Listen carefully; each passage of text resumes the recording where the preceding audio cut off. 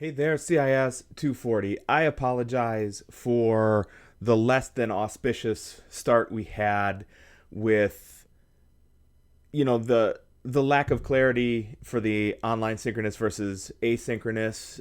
We discovered Friday um, that it was listed that way on not Eagle, but RVC, and in talking with our group, just us faculty, we thought it would be no big deal, and I never, because we were just in a hurry to get it over with.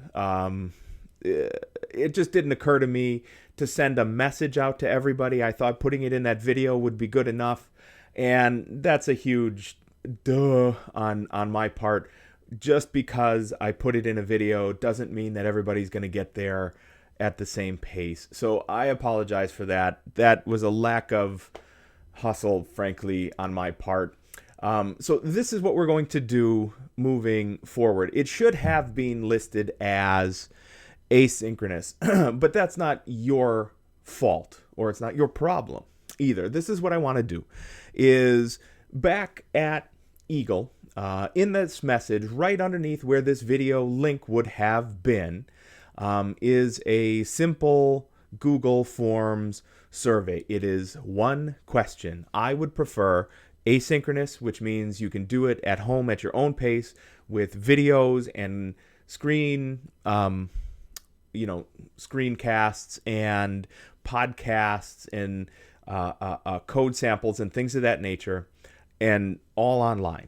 The other version of that is synchronous, where we would have class meetings, but even in that case, what I would have is all of that other material for you. In all of my in-person classes, I have all of that other material for you. So that way, if next week we're going to talk about variables, which is what we're going to do, you would first go to see, the variables. So you would read the text, you would listen to the podcasts or the videos, you would watch through the screencasts with the code samples and the running of code and things like that. And then when you would come back to class, we can answer any questions that everybody would have, and then we would do some application. We would say, okay, now that we know what a variable is, let's see how it's actually used. And we would do that in both the online only and the online with a meeting every week class. So just let me know what people want. It's my experience here through the pandemic that in the very beginning, people are like, yes, I want asynchronous because I'm going to use that resource. And then by session 3, I have, like 2 students who don't even turn the camera on, who aren't really there.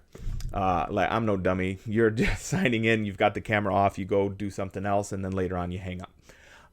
Potentially, but that's not for everybody. But the other thing I will tell you is I always have office hours where, like, literally I have, a Zoom window open over here, and I just wait for students to be able to ask me a question. So if this experience, the pandemic experience has shown me anything, it's that all of us have really embraced the online portion, and that the smaller, on-demand instruction stuff. So those Zoom meetings, whenever they are of use to you, those tend to work better over a longer period of time.